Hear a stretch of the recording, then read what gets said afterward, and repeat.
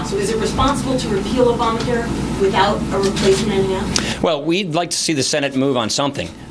We are proud of the bill that we passed. We passed a bill to repeal and replace Obamacare, to replace it with a better system. But as you well know, the legislative process, for it to work, House has to pass a bill. We've done that. The Senate's got to pass a bill for us to even move the process forward. That's the next step. So we're hoping that they can achieve that next step so that we can bring real relief. Here's the problem. Obamacare is in the middle of a tailspin. This law is collapsing. So we've got a promise to keep, and also we need to step ahead of the problem that this law is collapsing.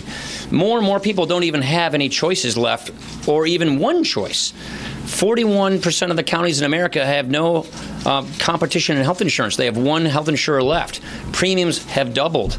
Options are disappearing. Many counties in America now have no health insurers left. So that is just the stark reality of the moment. And so we're hopeful that the Senate can take the pause that they need to take and move forward on this issue so we can get something done. Are you worried that Well, I'm worried that I'm worried that Obamacare will stand and the law will continue to collapse and people will get hurt in the process. The president said last night at a dinner with Senate Republicans that Republicans would look like dopes for failing on. Did you air quote that like this when you said that? Okay.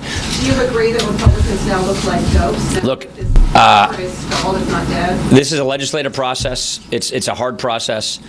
We in the House are proud of the bill that we did. We passed a bill that we think is sufficient to addressing the real problem, to keeping our promise.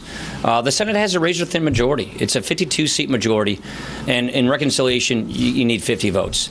So they're working through their process. I'm not going to get ahead of the next steps because, frankly, we just have to see what they can do and find out where it is we can go, because we have a serious problem in our hands. Yeah. Who are you with? Oh, Kendall with American News. Okay. Yeah. The president campaigned on simultaneous repeal in place. You stood up there however many months ago. You said it would be a simultaneous repeal in place. What can you say to people who, like she said, will be losing their health care? How can you restore or even give them faith in the party at this point? Yeah, I mean, we've done this in the House. We passed our simultaneous repeal and replace bill. We think that's the solution. We think that's the best way to go. And so we're just going to have to wait and hope that our friends in the Senate can figure out how they can get a bill passed, get into conference or whatever, and get something passed. Yeah. Senator McConnell about a week ago said that he could possibly work with Democrats and Democrats to Chuck Schumer to stabilize the markets.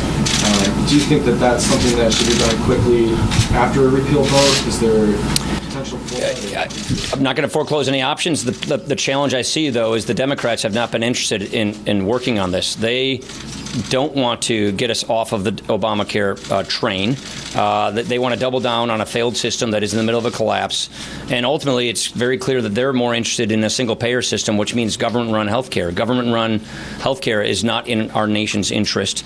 And so if they want to get away from government-run health care, if they don't want to double down on the failure of Obamacare, then I think we have something to work with. The problem is we just haven't seen any evidence of that yet.